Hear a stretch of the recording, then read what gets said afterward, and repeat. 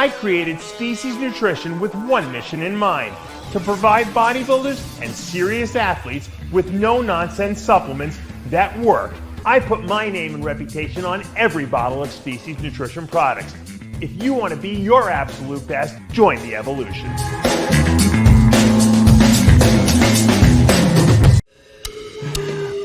You're funny. Like I said, do you like my tail? Like I said.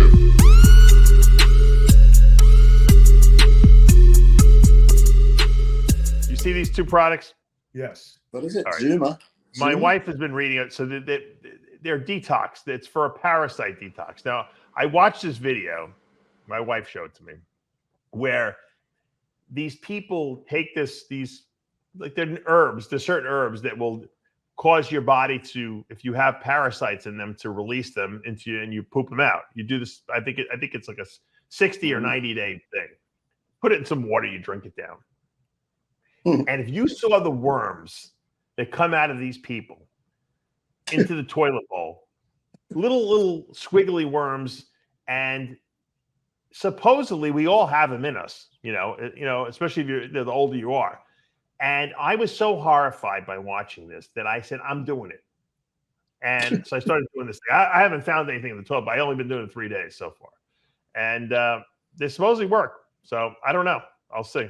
I had a client who was suffering from all kinds of delusions. He would find himself in his kitchen at night walking around in circles for like an hour, and he couldn't count for the time. All kinds of weird psychological things that were happening to him. Couldn't figure out why. He went for all of these tests until he ended up at some, folk doctor, or, kind of off the beaten path, Right. kind of guy. He said, sounds to me like you have worms. So worms, how do you, it didn't make sense to him. So he said, look, I've tried everything else. I'm going to try this. Same, turns out that whatever I don't know what he took or what caused them to express the worms, but he said he was pooping out these worms. Some of them were 2 feet long, that had infiltrated and taken up residence in his intestines. And I guess the toxins they were secreting from the waste was going to his brain, and it was making him nuts. And some of these toxins can result in cancer. So they're finding that a lot of people, because I don't know if you've read, in certain cancer patients, that become like, they're stage 3 or 4, and the doctor's like, yep, you're going to die. They'll try alternative treatments. And a lot of them have used this fenbendazole that I've talked about. It's an anti-worming agent that they give to dogs, and they found that they cured their cancer. Right. Now, the theory is not that the fenbendazole is killing the cancer, it's killing the worms that are causing the cancer, okay? Because the worms are, releasing all these, like you said, these byproducts and toxins and waste products that are suppressing our immune system from being able to, combat cancer and stuff like that. A cheaper way to get that's one of the theories. So here I am now. I'm in the toilet before. I got my phone out, and I got the magnifying glass on it, and I'm like trying to look at my poop. like if you would have filmed this and put this on, people would have thought I was fucking out of my mind. Because I can't see that, I'm not getting that close just in case, I don't want anything jumping out of the toilet at me.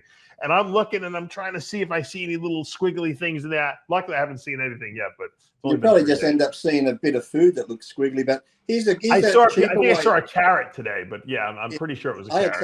I had some corn this morning. That corn always goes through, but here's a cheaper way to get the worms out. Have you ever been fishing on the beach fishing, and you get the bag of like dead fish and you drag it over the sand in the water and the worms come up? So just lay face down, get someone to drag a bag of dead fish over your asshole, and when the worms stick their head out, just grab them. No, but you know what? It's scary. You know who? Tony Freeman said he had worms. He was detoxed from those right after he. You probably got worms because you eat sushi all the time. You're full of fucking worms. Well, it's possible. I don't know, but but I think that sometimes I think the sushi, because it's so it's handled so well that's probably better than some of the chop meat we buy in the store or the chicken we buy in the store that kind of sits around on the butcher's table. Who knows? I remember you saw some of these worms that these people were showing from their what they pooped out of them, you'd be horrified, you know. Now let me ask you, why would you just not use the drug? Why would you do the? Well, because I don't want to have to subject my body to a drug that I might not necessarily need. Supposedly this works just as well, and it's herbal, you know, it's natural. So it takes a little longer. You do it for a longer period of time, but you know, if people are getting good results with it, you know, then that's great. Now, if all of a sudden I start releasing tons of worms for some reason, you know, then I'll go seek, getting just a real. Just go to your local pet shop and get your dog dewormer tablets and eat them. It's okay. You can do that. Fenbendazole is used on dogs. That's exactly what it is. But you never want to use the paste. Like sometimes, I guess some of the dogs, they have a paste. There's something bad for humans in that paste. I don't remember what it was, but it's crazy. But you know what? It does make sense in a sense. Why can't we figure out what's causing cancer, you know? And why is it mostly in people as they get older? You know what I mean? So think about it. If we have worms in our body for years and years and years, and over time they're producing more and more toxins, suppressing our immune system, you know, it makes sense that maybe the body would develop cancer because of that. Who knows, you know? So I think a lot of these alternative treatments to get food because of the fact that, you know, the pharmaceutical companies don't, you know, they want to profit from this. That gets me very suspicious. And, you know, you can say, well, conspiracy. I don't believe that. I think that we haven't figured out cancer yet. You know, all we know how to do is poison the cancer. Those worms are probably in your intestines and stomach, like, you know, when you see sucker fish on sharks, they're probably like that inside. That's exactly. They're parasites. That's what now, is there any kind of test or certain assay they can take to? There supposedly is, because I guess you can detect, and I think that they're developing more tests to be able to detect the waste products of these worms. Yeah. If you just see people walking around like this, they're just full of worms. Hey, look, why do you have a dog, right, John? I mean, you had 2 dogs. Unfortunately, you lost one. But you deworm your dog, once a month? Well, actually, what I learned is that if you grind up pumpkin seeds and put that in their food, they don't get worms. Oh, really? Yeah. Why is that? There's something in the pumpkin seeds that doesn't agree with the worms. And I didn't think this was going to work. I thought it was a foil hat thing. My wife, as soon as the vet says anything, my wife is immediately researching holistic alternatives, you know, because she hates the pharmaceutical industry. So one of their fecal samples came back, I forgot which one, that they had worms. So if one has them, the other one's going to get it too, right? So you know, they wanted to prescribe the dewormer, and my wife immediately, no, let's investigate this first. So she finds this concoction with predominantly pumpkin seeds. I think there was cumin in it and something else. And I mixed it up, and for 10 gave it to him for 10 days. We went back with another sample, and the worms were gone. So as a prophylactic, we use it, you know, every night meal. He gets a scoop of ground up pumpkin seeds, and he never gets worms. And speaking of cancer, I went to the skin cancer check yesterday, and I got a figure about the size of a 5-cent piece, but they're going to cut out a big piece around it to check it because he said it looks suspicious. So they got to cut it off. Here he goes, you'll have a scar across your tattoo. I said, that's okay.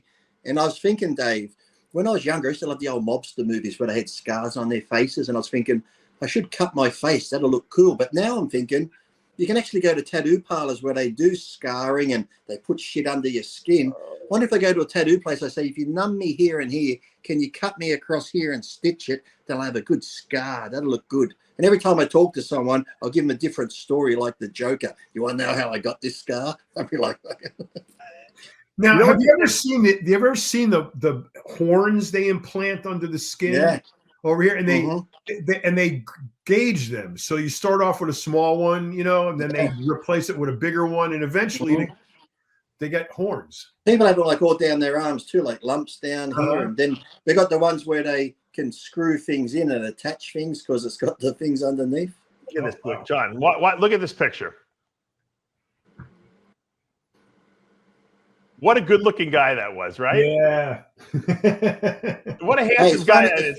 It's funny you say that. My wife was going through photos last night, and she had that picture of me and Tom Platz doing the tricep and that. She goes, Now, I'm not saying this to be rude or things, she goes, but out of all the bodybuilders, you're one of the best looking. Look at your face here and this. I say, well, what about now? She's like, well, you got the tattoos and you're getting older. I'm like, what the fuck does that mean? Funny point, John.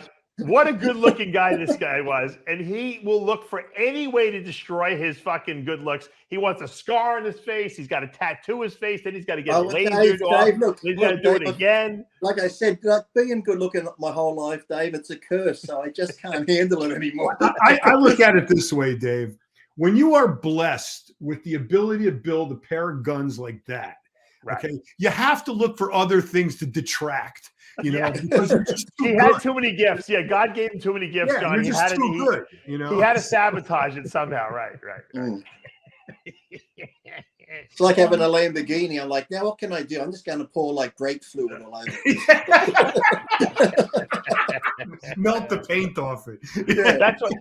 That's why as he does more and more destructive stuff to himself, tattoos and this and that, he buys nicer and nicer cars so he can compensate. You know, that's the funniest thing because when I am driving the nice cars and I drive the Aston, the windows are tinted, but the days I put it down, the looks I get are like, it's got to be a drug dealer covered in tattoos driving an Aston Martin. Luckily, everyone knows you. I am of the belief that Lee is not doing anything, contrary. It's like I think, however people want to express themselves, they should do it. Now, well, that's how I am. If I feel like doing something, I'm just like, I'm going to do that. Whereas other people, I guess, normal people go, well, if I do that, this could happen or that could happen. I'm just like, fuck it, I'm doing it. Whatever happens, happens. I remember one IFBB high-ranking official, I won't say his name because he'll have a conniption. We were talking about the first time you got a face tattoo. That was a long time ago. He said, why would anybody do that? Who would hire him and put him in their booth, looking like that? This was like 20 years ago. When did you get the first tattoo on your face? The original. One of my face was 06. Yeah, but I've had sponsors ever since. That's what I'm saying, I showed him, John. I showed him. I'll tell you who it was later. I'm going to I got that He's such a rebel. He's such a rebel.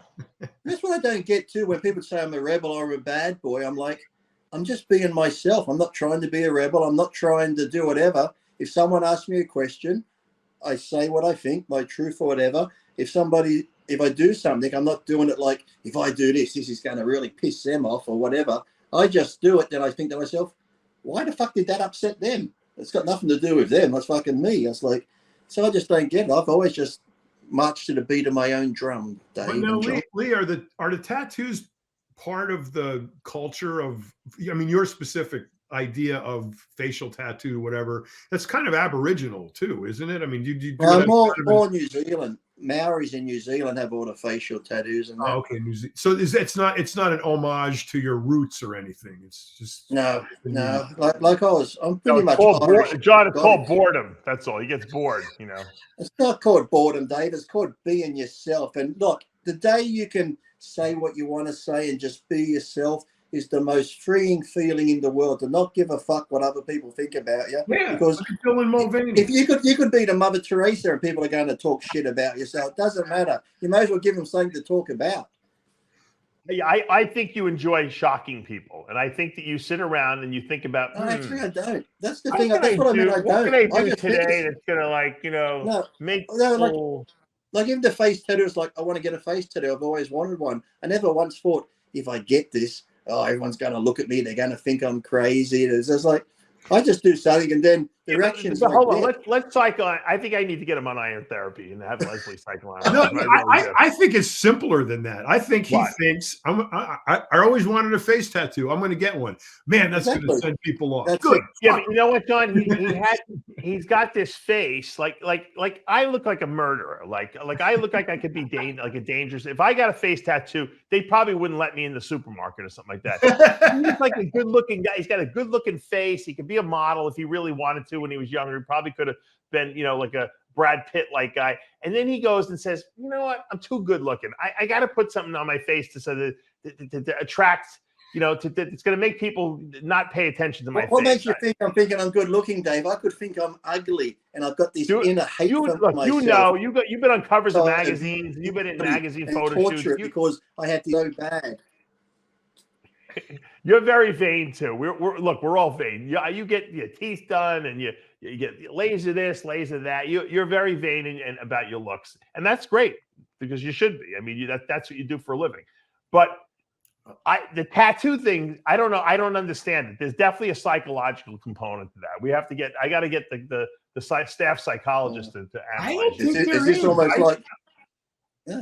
I'm sorry. I just don't think there is. I think that's what it was like to me. It's like I came down to look. I have tattoos on my shoulder, my arm, my back, my leg, my chest, my ribs, my hands. I'm thinking my neck. I'm thinking, to me, the face was just another body part. And I'm not in a business where people say, if you get a face tattoo, you can't come to work. So I'm thinking, it's just another body part to me. So why not? It's like people go, I would love to get one on my face. I'm like, then go fucking get one. You can cover it with makeup. You can do whatever. Just say it's these days you can say it's tribal. And if they fire you from your job, sue them. Is there any danger like to the tear ducts or anything around the edges, or is there any potential harm that you can do from that? When I actually had the first one, when it goes over the eyelid, right? And the first time I had that done, I was in England when I had my first facial tattoo, and my friend Aaron was getting tattooed, but he hates it. He sits there like this, and he's just like carrying on. So the tattoo goes, Aaron, go have a break. I can't take it anymore, because he's like, He goes, Lee, do you want anything while we're waiting for him to calm down? I said, I've always wanted a tattoo like to come down over my eyelid and then continue on. He's like, oh, we can do that. So I'm there, and he's pulling my eyelid this way and going on top of it. I'm like, cool. That hurt. And I leave, like the next day, my eyes are all black. But then when I walk back in the room, him and Aaron are talking. And Aaron's like, why is he so tough? Because the tattoo's like, well, Lee's tough getting that. And Aaron's like, why is he so tough? And the tattoo guy says to Aaron in these words, I can go blind tattoo on your eyelid. I'm like, what? I said, I wasn't being tough. I said, you just didn't fucking tell me that before we did it. That's like Stockton Rush saying, well, the sub could implode, Yeah, exactly right. But the worst part is when they go really close around here and into this part here and up there, like every 2 seconds, I'm like, stop, because you're like, because the nerves there, you almost start sneezing all the time. So I'm thinking, yeah. That's what I was wondering, if you got close to the tear duct in the corner. Yeah, it's pretty right in. Look. Ron, he went over his eyelid. The eyelid had to be the most painful thing of all time. You ever try to squeeze something on your eyelid or pull something out? It's like it's so sensitive, that eyelid. Yeah. Dave, have you ever put a shoelace around the head of your cock and slammed it between two doors? Look. I can say I've never. The tattoo's child's play, mate. Let me tell you. But you know what the funny thing is? When people do like tattoos in sensitive areas, John, they usually get doped up. They'll take Percocets or they'll drink alcohol. Lee was probably stone sober when he had it done. Probably. I am. I only once ever used numbing cream on my arm here once. Because normally if you get a tattoo, in the beginning it hurts and that, but if something hurts, you block it out after a while, you get used to it. So the numbing cream, I was like, he's doing it. All you feel is just the pressure. You feel nothing at all. Because it's taken a long time, as the numbing cream starts wearing off, you're like, oh, fuck, that hurts. Oh, fuck, that hurts. and some places hurt way worse than others, The fingers, when I had the fingers done, that was like, I'm pushing my hand on the bench as he's doing it. And then the next day, for like 4 days, it's like I had a boxing glove on. My hand was that swollen. I was like, oh. I don't know. Are you having any inklings of getting any more tattoos, or are you done for a while? I never say never. I just had when did I have this? I had this retouched up probably a couple of months ago. I had a bit more blue put in it, but I'm always looking for different. Well, like I said, when I was over there, I had the Flex Lewis's dragon logo and the thing put on my forearm there. Oh, that's good. Oh, that's cool. You know what? I had a friend do. This is what you should do, Lee. Shave your head and have them do like a design on top of your head, and then let the hair grow back in. That would be cool. This way, you kind of have some. I'd like a company to pay me so much a month to have the tattoo on me. That way, it's like a There you go. Bulletin board. One of the guys where I was in prison had his head shaved, and the tattoo, he had a zipper tattoo, and the zipper was half open, and you could see his brain and shit in there. Oh my God, that's funny. It's pretty cool. And then, like you say, you grow hair and it covers it up if you want. You've seen that guy. There's a guy, he does a bit of acting. Always plays like a bad guy, but his whole half his face has been tattooed like a skeleton. Have you seen that? No, that's kind of. I know that guy. Yeah, like even his mouth got all those tattoos on his face. Skeleton teeth and everything. It's like if you Google the guy with a tattoo or like skeleton tattoo, it's like his whole half his face is just shaded and everything. It just looks like a skull.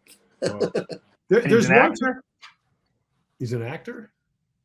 Yeah, he's been in a few movies, so he's limited roles, of course, like a drug dealer, felon, criminal. You know, he's always one of those. He's not going to be playing like a. He's not going to. We had it. Remember, we had the Arnold impersonator on. Oh yeah, he was amazing. He was so good. He tattooed Timmy. He had him going. He thought it was De Niro. Oh, De Niro, right? So De Niro, this guy as De Niro says to tattoo Timmy. He goes, what'd you tattoo your face for? He's like, well, I'm an actor now or something like that. He's like, what are you gonna get a part in the Lord of the Rings too as an orc? No. Remember it towards the end because he was gonna send a car for him to pick him up for an audition. Remember? And he says. Timmy says something about leaving, and De Niro or the impersonator says, "No, don't go anywhere. Stay put." Good, that guy, yeah. Hey, it's Bobby De Niro. The message for Bleckman as Arnold, remember? Yeah. That was awesome. Steve, I always loved your work. You do it. Where did Jimmy go? Actually, Jimmy sent me a video before I went to bed. It was 3:30. He was out in the truck. I can't take it anymore, Lee. I'm over this life. 3:30 a.m. He was driving every through. Day. It's the same thing. He was driving through Brooklyn at 3:30 a.m. You know, I was fantasizing a little bit with I think it was Chris Aceto. We were talking about, the Powerball is $1 billion now, and I said if I won $1 billion, I said I would only get half. My wife would probably leave me and take the other half, and I would take my half and I would use some of that money and I would build a bodybuilding Hall of Fame. And I said I would get John Hansen was actually on the show with us on when we were talking about this. I said get John Hansen to permanently live there. I build him a house. I build him a big room on top of the thing, and he would be the curator of the museum. And we'd have to have like Jimmy the Bull and Valentina would have like certain hours that they would appear at the Hall of Fame, where they would tell the same stories every single day. Especially Valentina, it would be the same exact story every day he would tell. But he would, they would have story time with Greg, and he would, and they would be different rooms where we would have bodybuilders that would be like, that would be their room. Special padded fucking rooms. That's a great idea. No, I'd have a big snack bar there, and I would that's where I would hang out all day long. I would just be there all day, like one of these sports guys when they open a restaurant up, they just hang out at the restaurant all the time, and people come just to hang out, and it would just be a place where people can go see memorabilia. Money well spent on a bodybuilding Hall of Fame. Money well spent there, Dave. Oh, yeah, well, it would just be for us to hang out there. It wouldn't be really for people wanted to come and actually see the displays. He's the syringe Dorian used for. That's right. We would have we would have a wax replica of Lee Priest there with tattoo, very accurate tattoo. Yeah. Also, like the Madame Tussauds wax museum, the bodybuilders. Exactly. At their peak, you have them like a wax dummy of them there. Yeah. And we would have John's, that hat he wore when he was doing the muscle chef stuff. What's in this room here? This room here is like when you go to Auschwitz and you see all the bad rooms. This is the bad room. Here we have Tom Prince's old kidney dialysis machine. Over here we have such and such's. No, we would have one room would be old kidney in a jar. We kept his kidney. That's not right. We would have one room which would be the actual Hall of Fame, where we'd have the people who were inducted into the Hall of Fame would actually be. Then we'd have to have a coaches wing with the top coaches and gurus, and then we would have a writers wing, like people who were journalists, a journalist wing. Oh, you So we want can- to save the spot for me? That's so. They'll be like, what's it under this Well, there would be glass? like What's Peter under this McGuff, glass? John Romano, you know, all This is the the top writers of the day. The near miss room. What's under that glass case there? They'll be like, that's the Lasix and the needle that John almost killed Paul Dillette with at the Arnold Classic. we could have the steroid wing too. Yeah, we could have like a special Hall of Fame for steroids, like the best steroids of all time. You know. Yeah, But and be like the fake I think bottles it'd be and the great. real bottles. I think people would make the pilgrimage. I think people would come see it. I really do. Well, you And probably if I get 5 sold people a like, year. and if I made, I bet you the cafe that I would build with it would probably be the most profitable thing in the actual whole place. 'Cause people would go there just to get bodybuilding, healthy food. And, you know, we would sell T-shirts, Hall of Fame Healthy food? T-shirts and stuff. Healthy What? food? You I want you to gotta make those donuts with the syringes hanging out the top where you fill the syringe, fill the donuts with the jam. Lee, you'd be in charge of the pastry section, okay? I'll put you in charge of the pastry. Well, instead of donuts, just have like a delt and someone's glutes with the needle hanging out the back, and you inject the flavoring into the glute and the. Oh yeah. Yeah. Imagine the business you do with Bleckman if you could offer flavored glutes. Oh my! Creamfield, John. Creamfield. Mr. G would have to be in charge of the pastry section, of course. You know, Of course. Yeah. Wow. I'm saddened to believe that you think that your wife would take half the money and leave you. Yeah, it's because she would be like, no, she would think I was going to waste the money, is what I'm saying. I'd have to take my own half, and she'd have to take her half, just so that. You know, all I'm hearing there is John. He's going to give her half and say, "Now go away, get away." Right. It's like that joke. The guy wins the lottery, right? And he comes running home. Honey, I won the lottery. Pack your bags. I can't believe we won the lottery. $100 million. Pack your bags. He goes, $100 million, the lottery. Where are we going? She goes, I'm not going anywhere. Because the Hall of Fame, the Hall of Fame probably would. Well, only the worst cost thing them is in about America, though, $3 million. you've got to pay tax there. In Australia, Yeah, all right. So I'm going to lose probably what, 200 million. Well, I'm going to lose 400 million probably. Million. Well, here in Australia, if you win 100 million in Australia, you get the whole 100 million. All you do is, if you invest it or put in a bank, you just pay tax on the interest you make. But the whole lump sum, you get the whole lot. Wow. Yeah, we'll probably lose like 40%, I guess. Well, the guy just won 100 million here 2 weeks ago. A guy won 100 million, and you know what he says? What? Typical. I'm still going to go to work. Yeah, right. What the? You won 100 million. You could, like, the interest you make would be more than your salary. Yeah, God. I would build this Hall of Fame. I'd be working more at this stupid place than I am like now. Probably. I'm like, I thought there was a Hall of Fame. No, there's no actual physical Hall of Fame. Oh, there's a virtual Hall of Fame that I think Joe Weeder was inducting people. Well, the good thing is that since there's no real Hall of Fame committee, I would have to like appoint a committee so that we can, for future Hall of Fame, inductees. You'd have to make a foundation, is what you'd have to. You could have a special room just for me. There's the suspended room with people who have been suspended. Me, Samir got suspended for a while.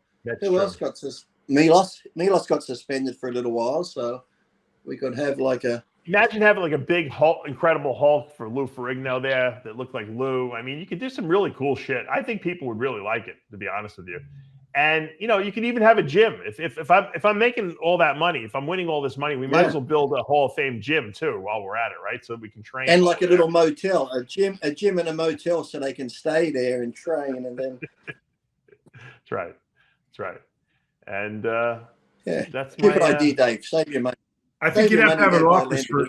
You'd have to have an office. You would love it. You'd be there. I'd be having you come in and do special appearances. People would be traveling from all over to come see Lee. I'll have you have to have a tattoo parlor there, so if they want to get a tattoo. That's right. If Lee wants to get that'll attract Lee right there. Lee, if you come in, you can get as many tattoos as you want while you're here. Yeah. I'm going to tattoo the tourists. They can go, I want that tattoo Lee's got on his arm there.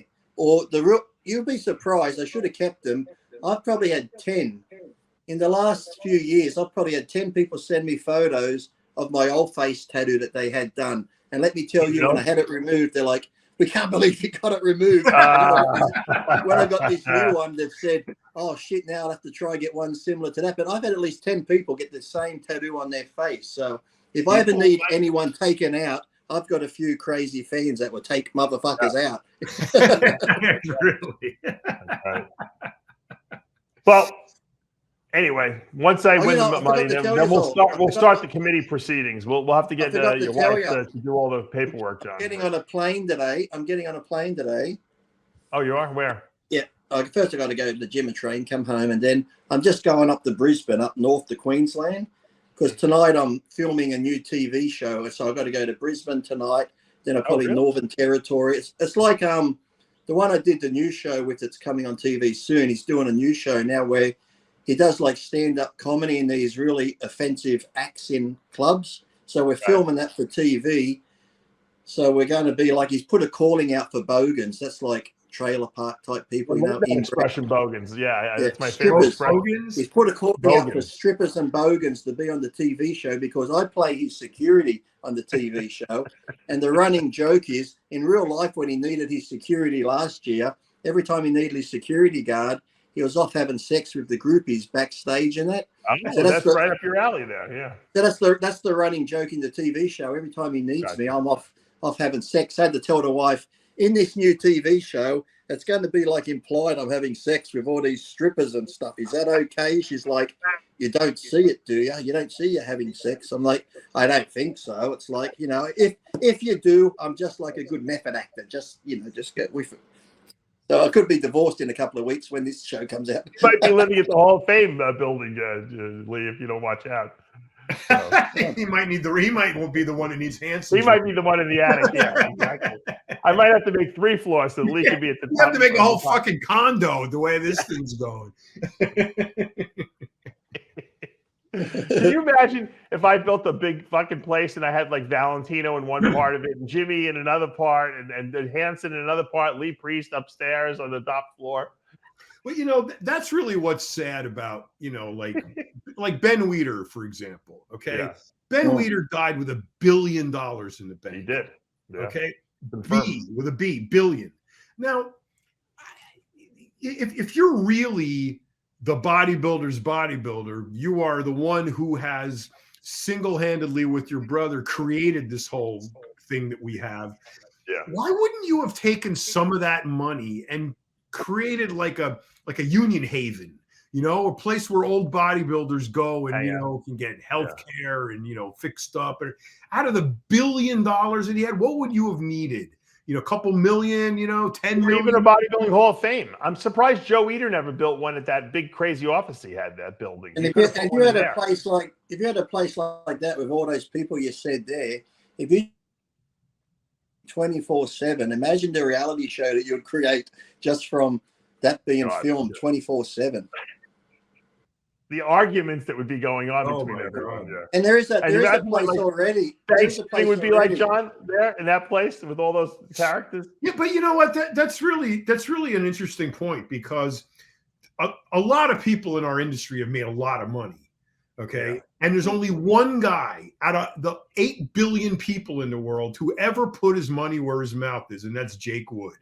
Everybody else who has had access to substantial means has kept it all for himself. Yep. But they're going like this, and they're going, well, there's a couple of little pennies for you. But exactly. That's why I think when I win that money, that's what I'm going to do. I told you I got to give back. I'm not cheap. You know, I think that if I had that kind of money that was in excessive amounts where I knew my kids were safe and they could be, you know, for the rest of their life, I would definitely earmark some of that to do something to give back to bodybuilding. And I think that's something that we're missing. We need a building, a monument that's going to celebrate the past champions in the history of our sport. If we don't do that, it's going to get lost. I'm telling you. You know, we should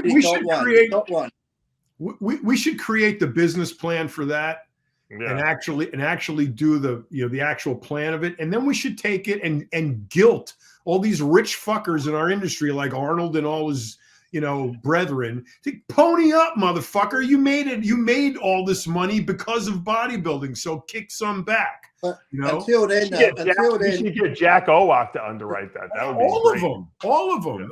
Until then, listen. until this happens, there is a place already. It's already built. It's there. If you want to see bodybuilders from the past, whatever, or even some newer ones have gone there, it's in California. It's free to get in. It's called Forest Lawn. Just. It's a very beautiful. Muscle Beach, but I was going to say no one wants to go to California anymore. It's off limits from, you know. How sad. Or just go to Venice Beach and look at the nice little plaques around the weight pit, and then you'll see my little plaque there. So there you go. All right, I got to wrap up today's show. I got this good shirt on today to upset people. Cops over criminals. There you go. Boy. You're gonna get trouble for that. If I had to try to summarize today's show, I don't think I could even do it. I don't even know what we talked. I can't. I know it was an intense conversation, but I don't even remember what we talked about. I know we talked about the child trafficking. You can call it worming with Palumbo, Romano, and Priest. Check out. Make sure you don't have worms in your intestinal tract. You know, I do these. You know why, John? I do these detoxes and all these these interesting alternative therapies. Because I want to report to people the truth of, does it work? Does it not work? I've done a lot of things. I've done stem cells in my shoulders in the United States. Didn't do anything because it really wasn't stem cells. I found out later. I would just like to know if there's a way of understanding if you need this stuff instead of just taking it. Because my point was, when I was talking about your dogs, I never finished my point. Was that you deworm animals on a regular basis, yet we don't deworm humans. Why not? We theoretically, are subject to the same parasites that they are. I mean, we're eating food. Or worse, because we travel to other countries. We just don't know about it, and our bodies somehow build up like some sort of, or maybe we just kind of learn to live with them, and we don't know it unless we get really sick. Now, if you got a big fluke or a big worm that was like, tapeworm, you'll know about that, because then you'll lose weight and stuff like that. But I deworm my wife every couple of days when I pull out.